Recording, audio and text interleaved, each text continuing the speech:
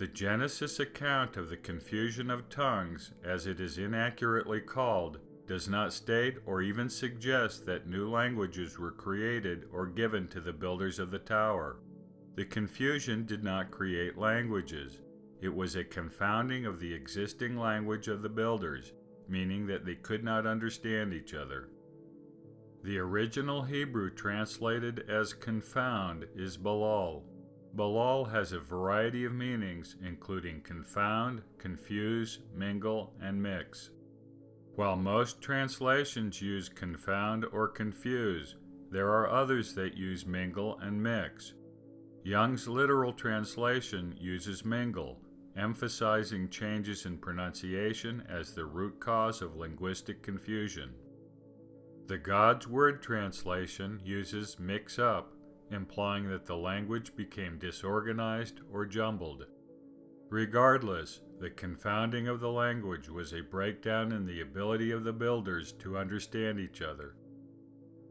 Jewish legend records that when the Lord confounded the language, the builders simply could no longer understand what their companions said. Even simple statements were misinterpreted.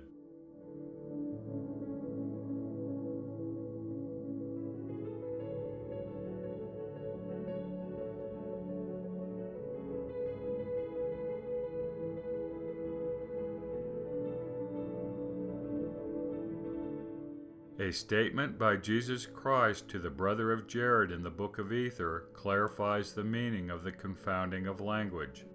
The Lord commanded Ether to treasure up the things he had shown him, which was the totality of the human race, past, present, and future. He was shown the entire history of the world.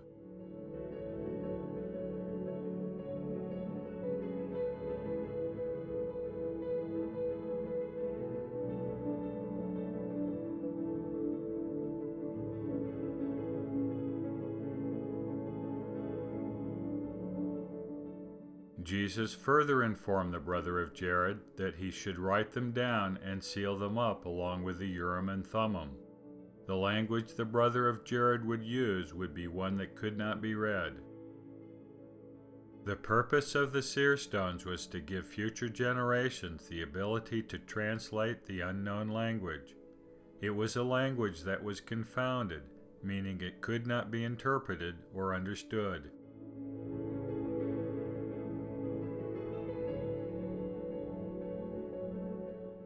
In short, the confounding of language, as the Lord defines it, is simply the making of language unintelligible.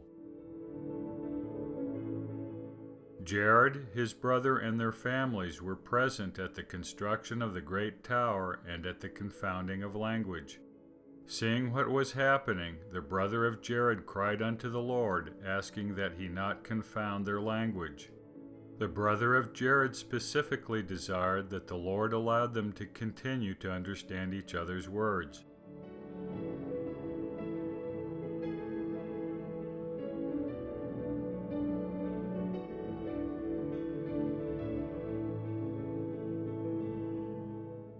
The confounding was not the addition of new languages, but the inability to understand each other's words. The division of languages occurred before the building of the great tower.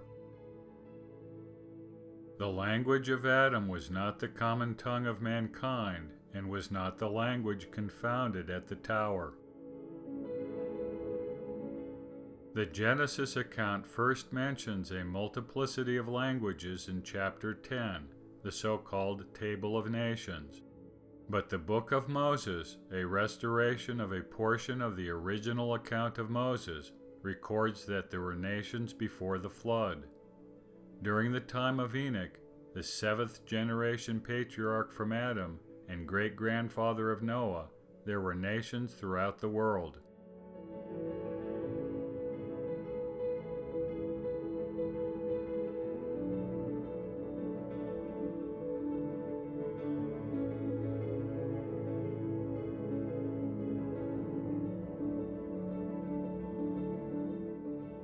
Nations are defined by common attributes, first of which is language. Every nation has its own distinct language.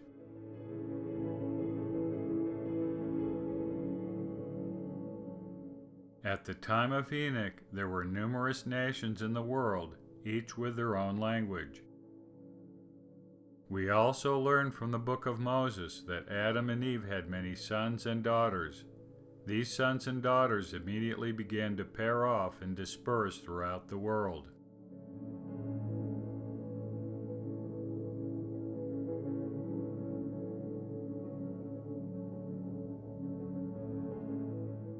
This was the beginning of the original development of nations and their languages.